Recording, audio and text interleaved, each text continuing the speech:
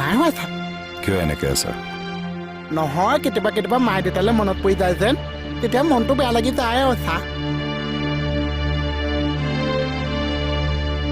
আমি নাই আছে আপোনালোকক পোৱাৰ পিছত আকৌ চব পাহৰি থাকোঁ ছাৰ ঠিক আছে যোৱা অ' ছাৰ